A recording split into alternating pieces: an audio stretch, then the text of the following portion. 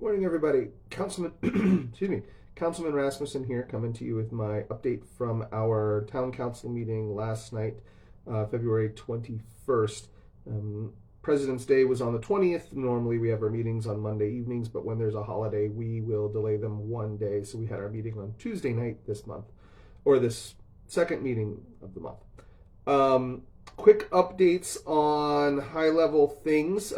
If you aren't getting the Thursday town tidbits, so couple of changes coming. People know a little bit about the Efficiency Smart program. Hopefully, this is run through DMEC. It's a number of different efforts and programs that they support in order to help people reduce their overall electric consumption.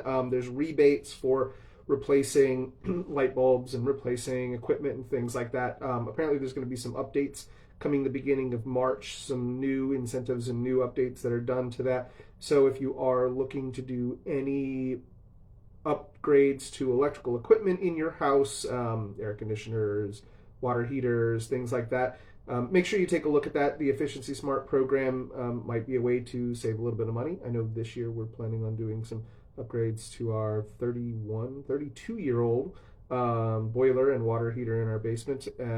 So hopefully maybe there's something there that we can get to. So you'll see that. I've mentioned it a couple of times. They're still seeking comment about the interchange of 306.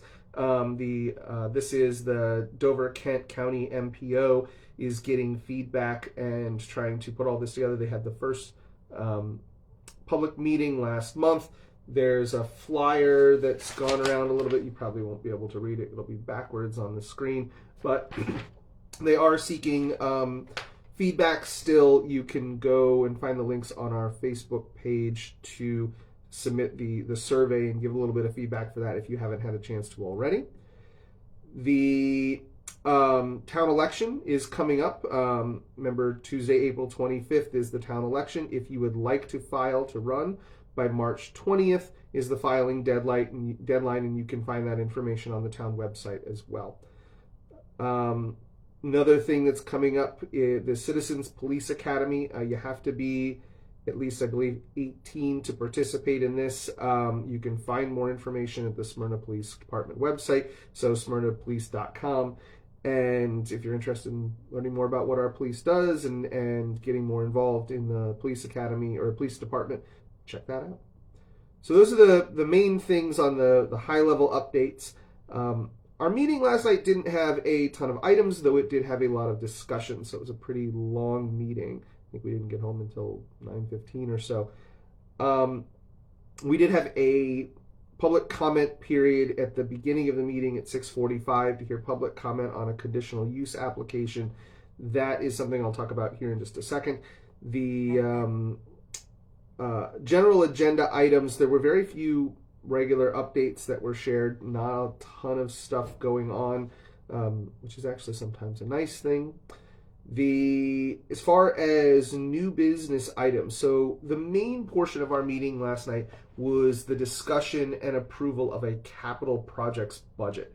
This is it's a part of our budget process. It's different than our normal operating budget in that the operating budget is, salaries and benefits and the day-to-day operations of the town. The capital budget is a longer-term component. These are projects that might be things that we're working on this year, or they might be things that are on a 3 to 5 year time frame. So we've actually talked about this a bunch, and it's become more and more complicated as there's been more funding streams that have been able to touch us. So the town staff put together a much more comprehensive capital budget than we've looked at in years past. This lists all of the projects that we have that are potential capital projects. It doesn't mean they're all going to get done in any time frame, any short period of time, but it puts everything out there so that we can look at how everything is allocated. And then some of these have begun in some way, maybe engineering or planning work has begun for these projects, and that's more of a phase 1 where we would get into a phase 2 and phase 3 when we look towards construction. And we have to think about all of the funding that goes into this. So the rough numbers out of this is that there's something of around $25 million worth of capital projects that are on this list. Some of them are small things. They might be, replacing some HVAC equipment at the police department. They're not that that's small. That's certainly meaningful, but not small. It's small in dollar figures. Some of these are very, very large things, like the new water tower, a $5+ million project. All told, that $21 million of potential projects is sitting out there. We have certainly different ways of paying for this. Some of this, so we have ARPA funding. All told, the town received just under $6.4 million in ARPA funding. That plays out, we have some small projects that we're doing with that, some of the bigger projects, some planning projects. In the end, most of it goes towards water and sewer infrastructure, which is sort of a safe way to spend those dollars. But that's around $6.4 million. We just did a bond issuance that brought in about $9.5 million. And then there's other funding line items. So we still have $800 and some thousand left over in stimulus money that was given to the town. There's what's called MSA funding, municipal street aid funding, that we have that's available to us. Then there are other grants and loan programs. The state SRF funding is actually a big piece of that can help pay for specific items. So the tricky thing about all these funding streams is that there's strings attached to most of them, meaning, dollar A can only be used to pay for A, B, and C type projects type of thing. So we wanted to lay out all of these projects and make sure that we're allocating the money in the smartest way possible to make sure we use all of the ARPA funding, we use all of the stimulus funding in the ways that they are required to be used, because ultimately we're going to be reported on and likely audited on how all of those funds are spent. Other funds are very flexible. Our bond funds from the issuance that we just did is very flexible money, so we can kind of plug that into different places to make sure that it meets the needs of what the town has coming up. Big items on this, most of this is stuff that has been mentioned before. The East Commerce Street utilities is probably number one. Most folks remember we had a failure back in December along East Commerce Street, and we need to replace a lot of water and sewer infrastructure along that. That is a pretty large project. We had some ARPA funding that was dedicated to that, about $1.6 million of funding. There is another close to $4 million for the water and sewer replacement that is state SRF funding. That's obviously a big thing, and it's ongoing. Sorry, my phone is ringing. It'll ring for a second. I won't answer it. There's the largest project on the scale is the water tower. That is all told about a $5.5 million project. The first large chunk of the planning for it was paid for mostly from ARPA funding, about $400,000. The remaining $5.1 million is going to be pretty much paid for out of some of our remaining stimulus money and the bond fund that we just did. So those are two big projects, and you're going to see a lot of work going on those. But there are some other ones on here. We have about $2 million that we need for circuit upgrades for our electrical system, to add in an additional circuit and do some better connectivity. That's really important to make sure we have as much redundancy and flexibility in our electric grid as possible. There's planning that started for replacing water, sewer, and electric infrastructure along North Main Street, like has been done for South Main Street. The planning phase of that is underway, which is paid for with ARPA money mostly, but there's probably around $4 million of outstanding capital expenses associated with that to do those pieces of work. That may be going to state SRF funding for the water and sewer. There's ways to pay for water and sewer that are a little bit more flexible, but we have a large capital expense potentially to do the electric and other utilities work along that. So that is one that is on the list, but the actual final numbers and the how we're going to pay for it haven't quite been figured out. So it was a long conversation. We went through a lot of different items. Some of them are higher priority than other pieces, but they're all components that are on this list that we need to look at for overall capital funding. The town will then go back, now that we've approved this as a draft capital budget, they will go back and start to do that prioritizing work and make sure that they've got the funding allocated in the right places. A certain measure of flexibility is needed here because with any capital project, some things maybe it will move faster than others. Delays in materials and things like that all come into play. But it was a very interesting conversation. It was nice to finally see all of these potential projects in one place and to be able to identify which buckets of funding are ultimately going to be used to help plug these holes. It's the kind of thing that we're going to look at and develop a 3 to 5 year plan around how we fund it. Some of the things that are on this may take more time to do than that, but they are all high priority items probably within the next 10 years as the town continues to grow. So neat conversation. It's a whole lot of numbers to sum it all up. So that was the majority probably of our conversation last night, was going through that and ultimately approving this capital budget for the town. We had a presentation from DMEC about a meter data management system. The electric and water meter system is, we all kind of know this, right? We have meters at our houses. Those meters are electronic meters. They communicate to nodes that ultimately take that information and plug it into a management system, which communicates with our billing system. Those are things that need to be upgraded and need to constantly be adapting in order to meet changing needs. So the big ones that they talked about are solar and electric vehicles as two major things that will be impacting the electric grid. And there's a program, or there's actually a grant in process to try and offset some costs associated with those type of upgrades. We received a presentation about it. It's not something we took any action on. If we want to participate, or at least say that we're interested, we may have to take some action at the next meeting to be included in a grant request. It doesn't mean that we're going to do it. It's a large capital item. It's not on this capital budget, but it's likely the kind of thing that's like $3 to $5 million over maybe a 10-year time frame or something. So significant amount of potential money, and we just sort of got an update about the process that's ongoing at the federal level for that.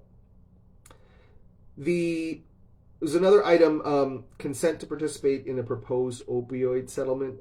People have probably seen or heard about this. There are a lot of different lawsuits, and Delaware as a state is participating in a lot of different lawsuits around the opioid crisis. These are lawsuits targeted at the manufacturers, the pharmaceutical manufacturers, the companies marketing those pharmaceuticals, all the way down to the Walmarts and CVS's of the world who, essentially were filling prescriptions that were fueling addiction in this country. As these lawsuits play out, the funds from these, as settlements are reached, often flow back to the state. Delaware, or the state of Delaware applies for and files these lawsuits on behalf of the citizens and the municipalities of the state of Delaware. The money will ultimately flow back into the state from awards or settlements, and if we want to potentially get anything out of it, we have to say that we're going to participate in these lawsuits. We waive our right to sue independent of the state as part of these, but the reality of it is we're never going to file a lawsuit against Stryker Biotech or whoever the major companies are that are out there doing this stuff. Purdue Pharmaceuticals, I think, is one of the big ones. Sorry, Stryker, I did not mean to say that. And it's reasonable. We're not really going to do that. So participating in this is kind of us agreeing that we'll allow the state to move forward on our behalf with these lawsuits, with the hope that ultimately some of this funding flows back into our first responders, our community programs, the things that are out there to support addiction programs, and first responders who are ultimately on the front lines of responding to overdose and other issues that are associated with the opioid epidemic. So we agreed to participate in this. We've already done this for a few of these other lawsuits. There's a few more that are upcoming that we have to elect to participate in. Those are the little things. The big thing is really quite large. They even gave it to us on really big paper. We had a conditional use application for a new intermediate school. So this is part of the long-term plan for the Smyrna School District to continue to grow and meet the needs of our growing community, there is the need for a new intermediate school. And the proposed location for this is essentially right across the street from Sunnyside Elementary School, in what is known as the Graceville subdivision. The project here is, there's about a 13.65 acre parcel that, as part of the Graceville subdivision plan, is being sold to the school district in order to build a new intermediate school. They are working through all of the final details of exactly the layouts for the streets where the school will be built, how the traffic flow will be on all of those pieces. That has been going through and around with our Planning and Zoning Commission, getting feedback for it. Ultimately, the action that the council needed to say is that we believe that it is a valid use of this property. So the land is zoned R2A, and it is all actually slated as what's called Planned Village Community Zoning, which is the new zoning system that we put in, creates a tighter set of zoning, more of a community feel rather than large lots and houses spread out quite a bit. The Graceville subdivision has about over 700 homes, as well as lots of open space that are part of it. This 13.65 acre parcel, we have to say, we actually think that is appropriate not to use for homes, but to use for the school. The school district and the developer have worked very hard over the last 2 years, really, to suss this out, figure out exactly how they're going to do it. And ultimately, it was on us to approve the conditional use for that property to allow it to move forward as a school. Really no objections from that standpoint. In the end, this is going to be a 66,000 square foot intermediate school. And the design idea is that it is really integrated into that community. It's not far away. It's not like the middle school and the high school where it's far away from everything. It is much more tightly aligned with the community, more like probably Smyrna Elementary or JBM, which are right surrounded by homes. This will be that type of a build. A lot of walkability for students, easier access for families to get to and from the intermediate school from those communities. There's a lot of work to be done thinking about traffic flow and sidewalks and access for emergency vehicles, on-street and off-street parking, many pieces that go into it. But ultimately, we voted to approve the conditional use so that the school can move forward.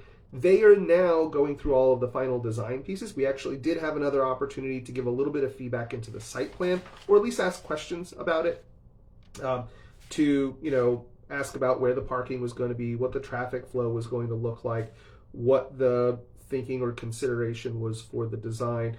It is not finalized yet. There will be a process coming forward to finalize the site plan that will ultimately come back to council one more time for us to take a look at it before they move forward.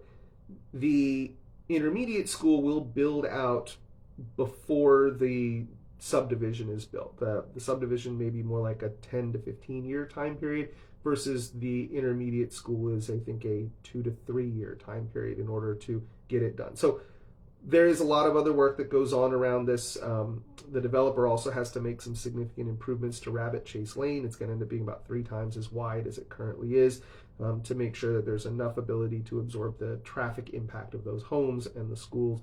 So lots and lots of pieces in play, but there will be a new intermediate school in a few years. 66,000 square foot school, really pretty cool setup, I think. Lots and lots of easy access for the community that lives there, and ultimately meets the needs of the growing community. So you'll probably see other things. The school district, I'm sure, will do some feedback and some outreach around this. This will come back to council 2 more times before it is ultimately approved, when they finally then can start some construction. We have not yet seen the final design ideas for the for the Graceville subdivision. That has been the preliminary stuff was presented to us a year and a half ago, probably. Now they're working through the final details, but I'm really excited about the Planned Village community. It's more duplexes and more townhomes, a little bit tighter, more of a neighborhood feel, instead of houses being built really far back off of the road, they're closer to the road, so smaller front yards, which honestly I find to be totally useless space, just something I have to mow and don't get to do anything with. But then giving more space for rear yards for houses so that they can have a little bit more room to play, I think. So all good stuff, more to come on that, but ultimately we did the conditional use approval for the school so that they can continue their process moving forward with their planning. Those are the big items. There was one outstanding thing that came up in the public comments, was mentioned last time, the need to figure out the process and policy for refunding utility deposits. Unfortunately, there has been some changes or some communication around this that have been problematic. We have folks like myself who, when I signed up for my utility, I was told in 24 months we'll get our utility deposit credited to our account, which we did. There are folks on council who signed up long before I did, who moved to town, who were told they would not be getting their utility deposit back until they closed their account. That's problematic because 2 years ago we went back to the code, and the code says you don't get your utility deposit back until you close your account. So there are people who have been told they would get their utility deposit back that are now being told we're going to hold it. There's some upset folks because of this. There are people who are like, wait a minute, I didn't get mine back. Why do they get theirs? This is the problem with changing the system or making administrative changes without truly considering the long-term impact. Best practices from utilities is you hold the deposit until the end, because you don't know if someone is going to pay their last bill when they leave, and the utility deposit is really the only thing that we have that guarantees that the town doesn't get stuck holding the bag if somebody doesn't pay their electric bill. But at one point, a process decision was made to begin refunding utility deposits after 24 months. That has created some issues. Ultimately, we have to come up with a policy decision that's not going to make everybody happy. There's just no way around it when you've got two different people told two different things. But we're going to have to figure out what we do about that. So more to come on that, I'm sure. Those are the big items. If you, again, aren't signed up for the Town Tidbits, make sure you get on that. You'll see most of the things that come out as agenda updates. And ultimately, it's a good way to find out about things. If you want to run for town council, if you want to do the Smyrna Police Department, community police program, things like that. Next council meeting is going to be March 6th, so you'll hear from me hopefully on March 7th. As always, any questions or concerns or things I can help with, please make sure you reach out. Hope everybody has a wonderful Wednesday. Take care.